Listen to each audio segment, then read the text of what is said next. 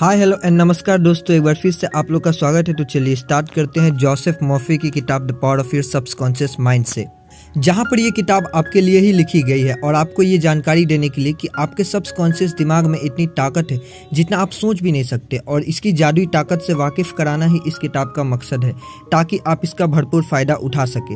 आपके अंदर एक खजाना मौजूद है। एक 75 साल की विधवा ने हमारे लेखक को खत लिखकर बताया कि वो दोबारा शादी करके घर बसाना चाहती है और खुश रहना चाहती है। उसने वही किया जैसा लेखक ने उसे करने के लिए बोला था। वे औरत खुद को बार बार याद दिलाती रहती थी कि वो एक खुशहाल शादीशुदा औरत है और अपने पति से बहुत प्यार करती है। और आखिर में एक दिन वो एक बड़े फार्मासिस्ट से मिली और उससे प्यार कर बैठी। आज दोनों शादीशुदा हैं और खुश हैं।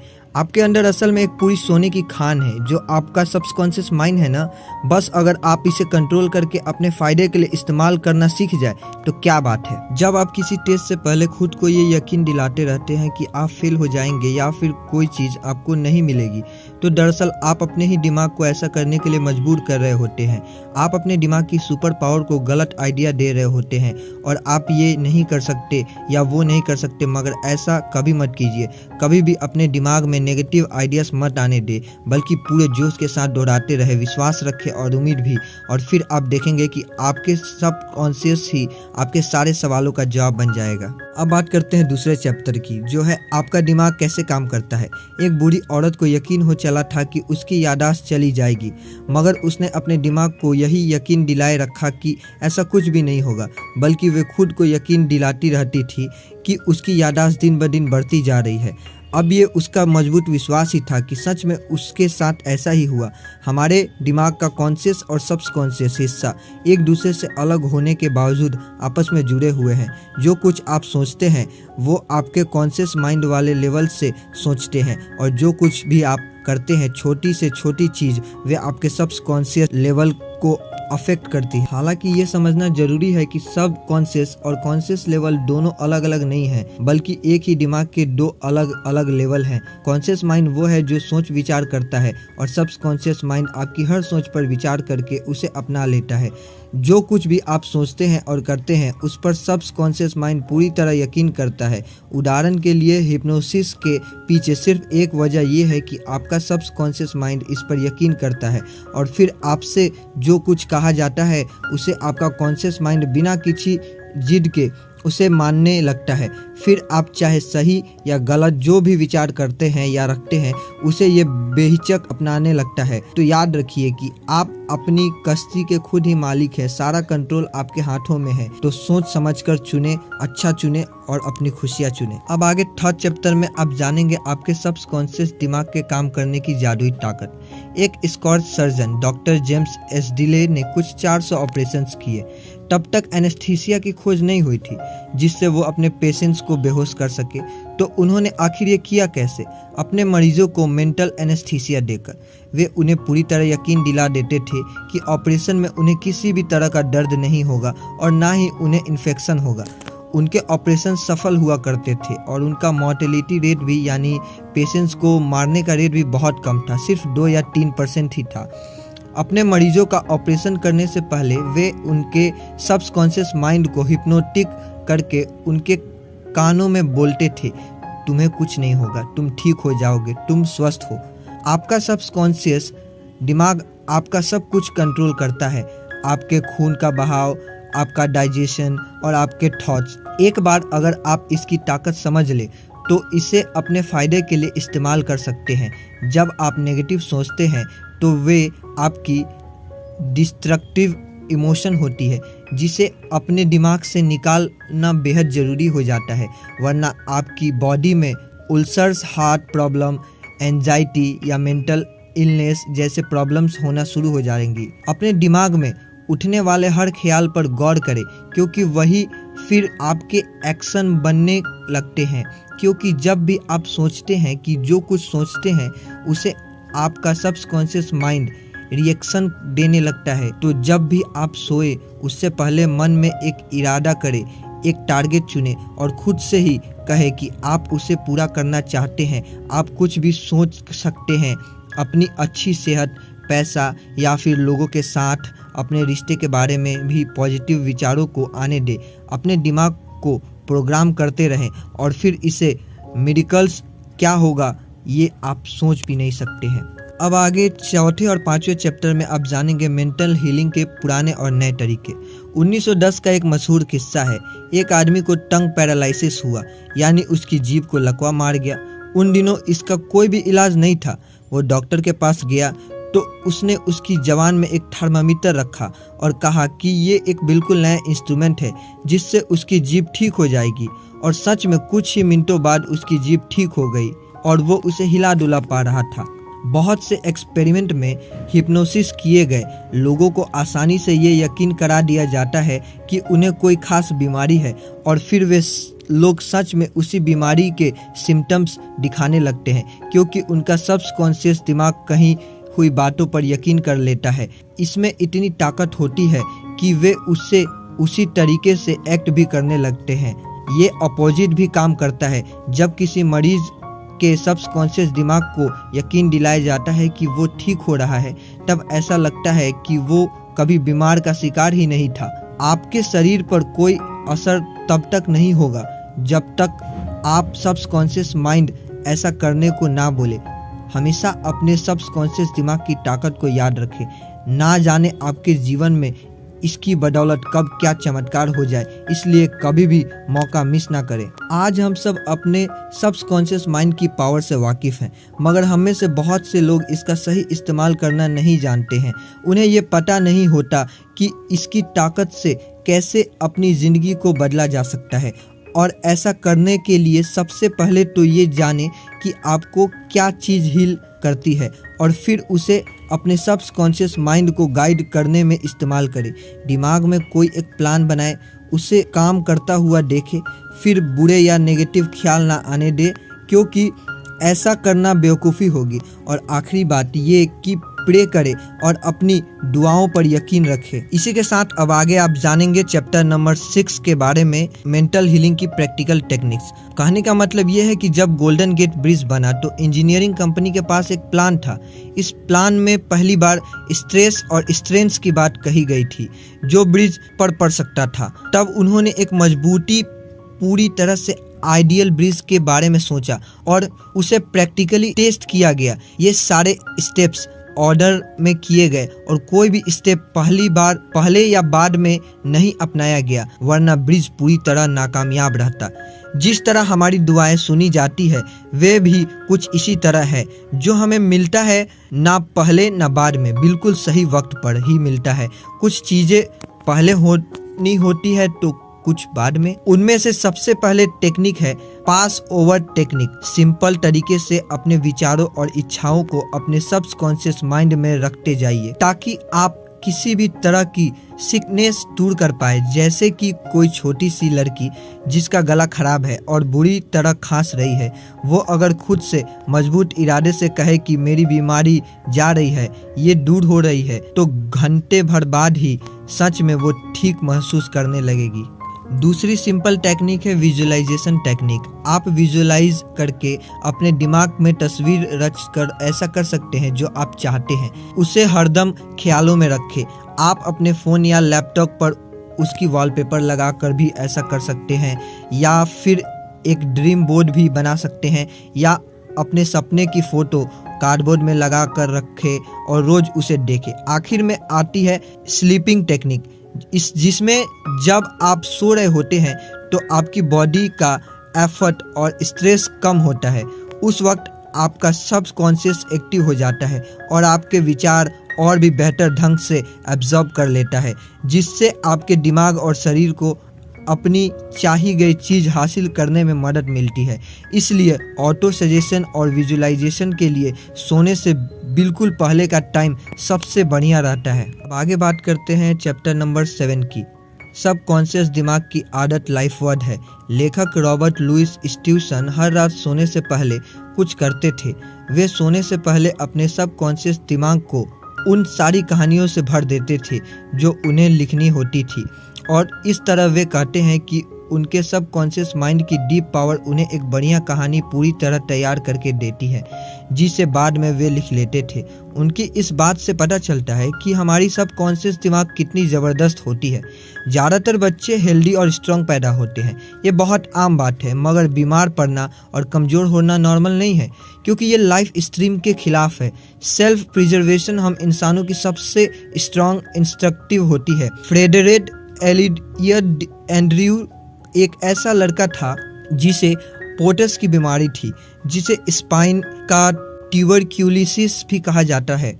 अपने बीमारी के दौरान वो प्रार्थना किया करता था कि वो ठीक हो जाएगा, और उसकी प्रेयर्स काम आई और वो सच में ठीक होकर एक तंदुरुस्त इंसान बन गया। सोने से पहले वो उसी स्लीपिंग टेक्निक मेथड का इस्तेमाल किया करता था जिसके बारे में आपको पहले बताया गया था, और ये तरीका काम आया। हर 11 महीने में आपका शरीर खुद को रिन्यू करता है।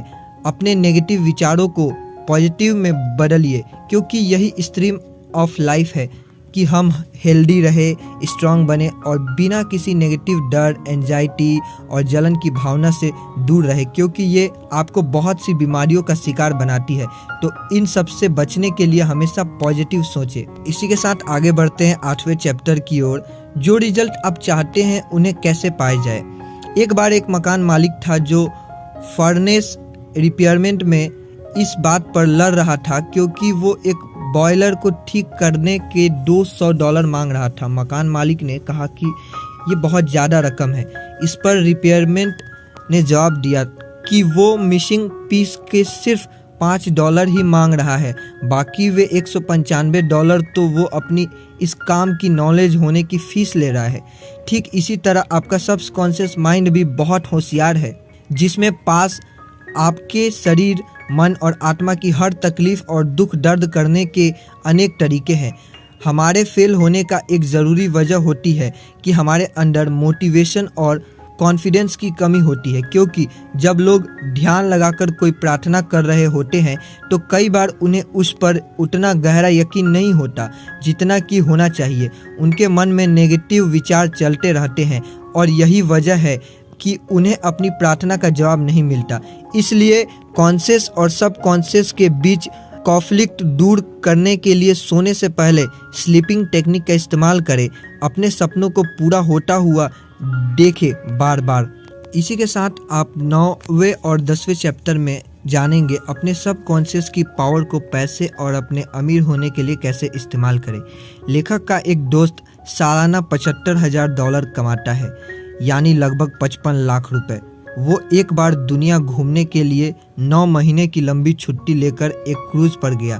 उसने खूब पैसे उड़ाए, मज़े किए, और जब वो वापस काम पर लौटा तो उसने कुछ महसूस किया कि उनके कई साथी जो उनसे बिजनेस के बारे में ज़्यादा जानते थे और इवन बेहतर काम कर सकते थे, लेकिन वो सारे उनसे छोटे पोजीशन में ही रह गए थे और उनसे कम सैलरी लेते थे।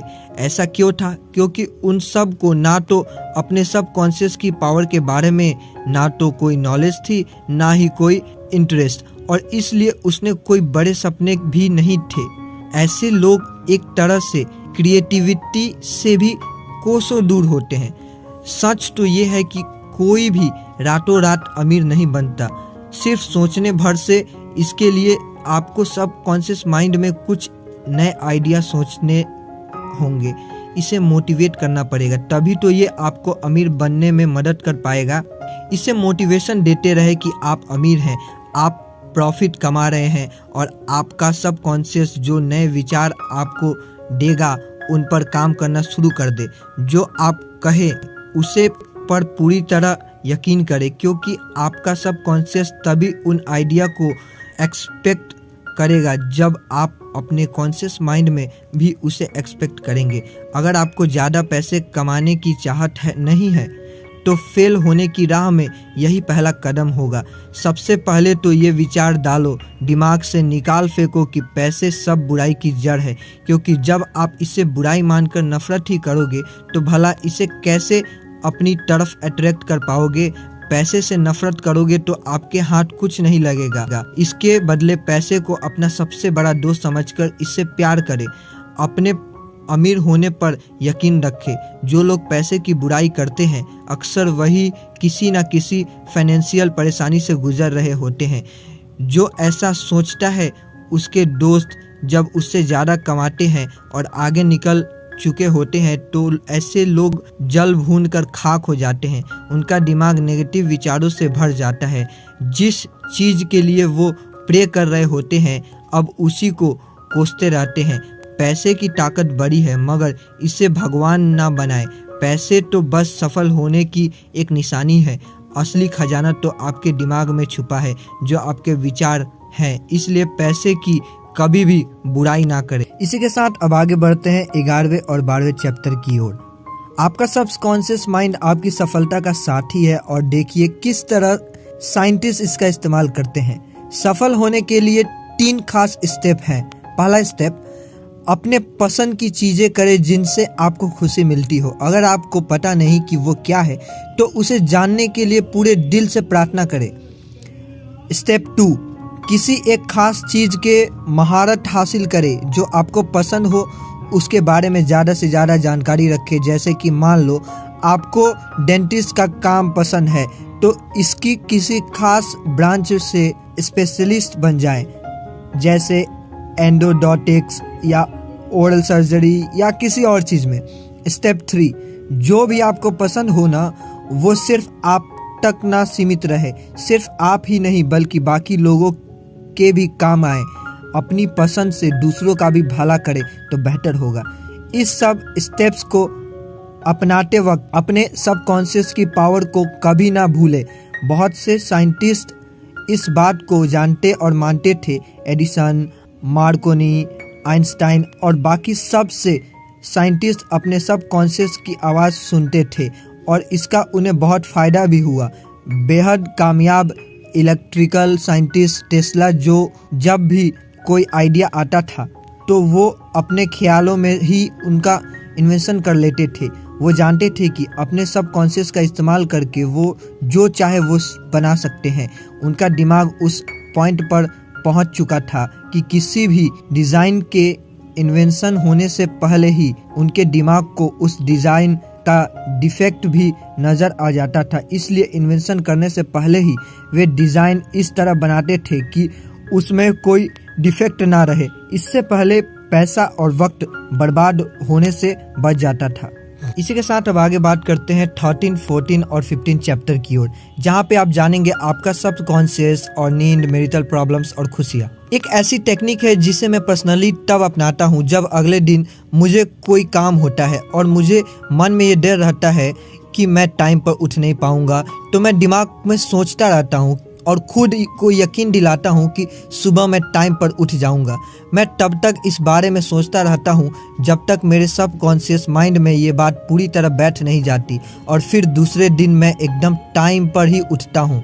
और ये टेक्निक आज तक फेल नहीं हुई, एक बार भी नहीं। ये बहुत सिंपल टेक्निक है। इसमें आपको कोई अलार्म भी नहीं चाहिए। हालांकि मैं फिर भी अलार्म सेट करके रखता हूँ मगर हमेशा अलार्म बजने से पहले ही मैं उठ जाता हूँ, जिससे पता चलता है कि सबकॉन्शियस माइंड में कितनी पावर है। गाइडेंस का मतलब हमेशा किसी चीज़ से या पैसे की मदद से नहीं होता और ज़रूरी नहीं कि जब आप जागे हुए हो तभी आपको गाइडेंस मिल सकती है। कई बार आपके सपने भी आपको गाइडेंस देते हैं। अपने सबकॉन्शियस की पावर को कभी अनदेखा ना करें। इससे ना सिर्फ आपकी हेल्थ का पर बुरा असर पड़ सकता है बल्कि आपकी शादीशुदा ज़िंदगी पर भी। किसी के साथ ज़िंदगी भर का सफ़र निभाने के लिए आपका रिश्ता स्पिरिचुअल होना भी ज़रूरी है। जब आप किसी से मोहब्बत किए बगैर सिर्फ पैसे, पोजीशन या अपने ईगो के लिए शादी करते हैं तो ऐसा रिश्ता कभी सच्चा नहीं होता। ऐसे रिश्ते लंबे समय तक नहीं टिक पाते हैं। शादी का बंधन किसी भी चीज़ से ज़्यादा स्पिरिचुअल होना चाहिए, जहां दोनों पार्टनर के दिल एक साथ धड़कते हो, जहां वे एक होकर ज़िंदगी के सफ़र में कदम रख सके।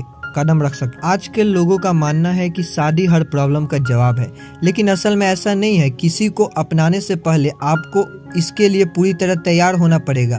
अगर आप खुश नहीं हैं तो अपने पार्टनर को कैसे खुश रख पाएंगे? अपने पार्टनर से ये उम्मीद मत कीजिए कि वो आपको हर खुशी देगा। खुद को खुश रखना आपकी जिम्मेदारी है, ना कि किसी और की। अपने सबकॉन्शियस को यकीन दिलाए कि आप अधूरे नहीं हैं, अपने आप में पूरे हैं। तभी आप किसी और से प्यार कर पाएंगे और शादी की जिम्मेदारी उठा पाएंगे। अपनी शादीशुदा ज़िंदगी में गलतियों को दोहराना एक बहुत बड़ी निशानी है कि आपके मन में नेगेटिव विचार भरे हुए हैं। आपका सबकॉन्शियस माइंड भी इन्हीं नेगेटिव विचारों को अपना रहा है।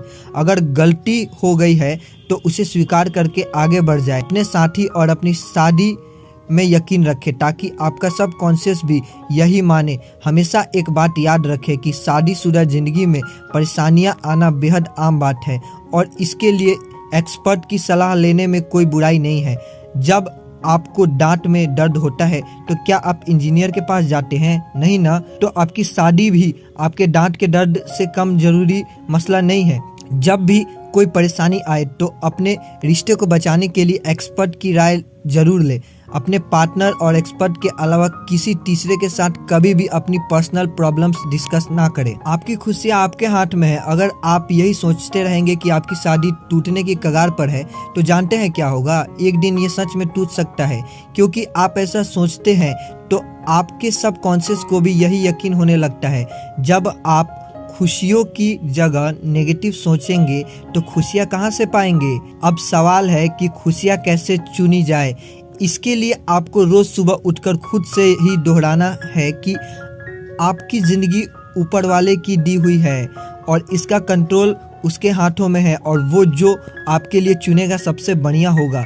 जो कुछ भी होगा एकदम बढ़िया होगा और आप हमेशा खुश रहेंगे। इसी के साथ अब बात करते हैं चैप्टर 16, 17, 18 और 19 की ओर, जहाँ पर आपका सबकॉन्शियस माइंड इंसानी रिश्ते, माफ़ करना, मेंटल ब्लॉक्स और डर के बारे में जानेंगे। सिगमंड फ्रॉयड ये एक साइकोलॉजिस्ट हैं जो ऑस्ट्रेलिया के फाउंडर हैं। ये कहते हैं कि जब किसी की अंदर प्यार नहीं होता है तो उसकी आत्मा धीरे धीरे मर जाती है। यही बात गुडविल, रिस्पेक्ट और अंडरस्टैंडिंग के साथ भी है, क्योंकि जब आप दिल से नफरत पालते हैं तो आपकी आत्मा और दिमाग को भी कैदी की तरह हमेशा के लिए बांध लेते हैं। जितना हो सके सबका भला सोचिए और कोशिश करें कि किसी को भी नुकसान ना पहुंचे। नफरत करने वाला इंसान का हाल वही है जो जहर पीता है और सोचता है कि उसे कुछ नहीं होगा। ये पागलपन है। क्यों है ना? तो आप क्यों दूसरों को धोखा देते हो, हर्ट करते हो, उन्हें दुख देते हो, जब आपको पता है कि ऐसा करने से आपके दिमाग में भी जहर भर जाएगा, आपका खुद का नुकसान होगा। लोगों को रिस्पेक्ट दो और उनसे हमेशा अच्छे से पेश आओ। जैसा आप खुद के लिए चाहते हो वैसा व्यवहार दूसरों के साथ करो। आप दूसरों के बारे में क्या सोचते हैं ये सिर्फ आपके हाथ में है, औरों के नहीं। जब आपको कोई तंग करने की कोशिश करता है तो ये आपके हाथ में है कि आप क्या रिएक्शन देंगे। दूसरों की हरकतों से आप क्या महसूस करते हैं ये भी सिर्फ आपके हाथ में है। अब चाहे आप उन बातों से चिढ़कर पूरा दिन खराब कर ले या फिर उनकी बातों को इग्नोर करना सीख जाए, उन्हें माफ़ करना सीख जाए। लोगों को माफ़ करना दरअसल दिमाग के लिए नेगेटिव विचारों के खिलाफ एक एंटीडोट की तरह काम करता है। जब आप लोगों को माफ़ करते हैं तो आपकी आत्मा एक शांति और सुकून से भर जाती है और एक तरह से लोगों को माफ़ करके आप लाइफ को पे बैंक भी करते हैं, क्योंकि ज़िंदगी हमेशा आपको मौका देती है। जब कभी गलती से आपकी उंगली कट जाती है या पैर पर चोट लग जाती है तो आपका सबकॉन्शियस भी कुछ इसी तरह आपको माफ़ करता है, उस चोट को हील करके। एक आदमी था जो दिन रात इतनी मेहनत करता था कि एक दिन उसे हार्ट प्रॉब्लम हो गई। उस आदमी ने कभी मुश्किल से ही अपने बच्चों के साथ वक्त बिताया था। हमारे लेखक ने उससे बात की। उसने उस आदमी को समझाया कि उसके ऐसा करने की वजह यही है कि उसे अपने बच्चों को वक्त ना देने का दुख अंदर ही अंदर खाए जा रहा था और दिन रात कड़ी मेहनत करके वो एक तरह से खुद को सजा दे रहा था। उसे खुद को माफ़ करना सीखना होगा, तभी वो खुश रह पाएगा। हम इंसान आदत से लाचार होते हैं। बुरी आदत और अच्छी आदतों के बीच सिर्फ एक चुनाव का फ़र्क होता है। आप क्या चुनते हैं ये आपकी मर्जी है, चाहे तो आप बुरी आदत अपनाएं या अच्छी, सब आपके हाथ में है। बुरी आदत को दूर करने के लिए उसे इग्नोर करना सीखें। एडमिट करें कि वो आपकी बुरी आदत है, उसे दूर करना है। बहुत से शराबी जिंदगी भर शराब नहीं छोड़ पाते क्योंकि वे मानते ही नहीं कि वे शराबी हैं। उन्हें शर्म नहीं आती है, ये मानते हैं, पछतावा होता है और उनके ईगो को ठेस पहुंचती है और नतीजा ये कि वे कभी भी इससे छुटकारा नहीं पा सकते। कोई भी आदत अपनाने के लिए पहले खुद को तैयार करना होगा। जब आप इस पॉइंट पर आ जाए कि आपको अपनी कोई बुरी आदत छोड़नी है तो खुद की पीठ थपथपाए क्योंकि आपने आधा किला फतह कर लिया है। अपने सबकॉन्शियस को कंट्रोल करने की राह में पहला रोड़ा है आपका डर। इसे दूर करने के लिए आप वही कीजिए जिसे करने से आपको सबसे ज़्यादा डर लगता है। एक बार एक लेडी एक ऑडिशन देने पहुंची। हालांकि अपने स्टेज फोबिया की वजह से वो 3 बार पहले फेल हो चुकी थी। उसकी आवाज़ में जादू था, मगर उसके नेगेटिव ख्याल उसके सबकॉन्शियस पर जमे हुए थे और इसलिए हर बार स्टेज पर जाने के ख्याल से ही वो डर जाती थी। उसने इसका जो इलाज निकाला वो बेमिसाल था। वो खुद को दिन में 3 बार कमरे में बंद कर लेती थी। एक चेयर पर बैठकर रिलैक्स होकर वो अपनी आंखें बंद कर लेती थी। फिर वो खुद में दोहराया करती थी, उसके पास गजब की आवाज़ है जिसकी बदौलत वो किसी का भी दिल जीत सकती है। वो खुद से 10-10 बार कहती थी कि उसे स्टेज पर डर लगता। जिस दिन उसका ऑडिशन था उसके एक रात सोने से पहले उसने ये टेक्निक दोहराई और कमाल की बात है कि ये काम कर गई। वो ऑडिशन देने के लिए स्टेज पर चढ़ी, बहुत ही खूबसूरती से गाना गाया और लोगों पर अपनी आवाज़ का जादू चला दिया। इसी के साथ अब आगे चलते हैं 20वें चैप्टर की ओर। जवा दिल कैसे बने रहे हमेशा। लेखक के एक पड़ोसी को रिटायरमेंट इसलिए लेनी पड़ी क्योंकि वे 65 साल के हो गए थे।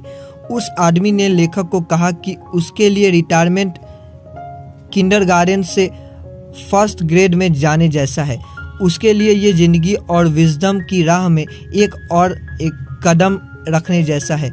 उसका सोचना कितना सही है। हमें उम्र को इसी तरह लेना चाहिए। उम्र का मतलब सिर्फ सालों का पड़ाव तय करना नहीं है, बल्कि अनुभवों और समझदारी के अलग अलग पड़ाव से गुजरना है और यही मरते दम तक चलता रहना चाहिए कि हम जिंदगी का भरपूर फ़ायदा उठाते रहें। 65 से 95 साल की उम्र के बहुत से साइंटिस्ट ने यही किया है। उन्होंने ज़िंदगी को भरपूर जिया, अनुभव लिए और बहुत कुछ सीखा।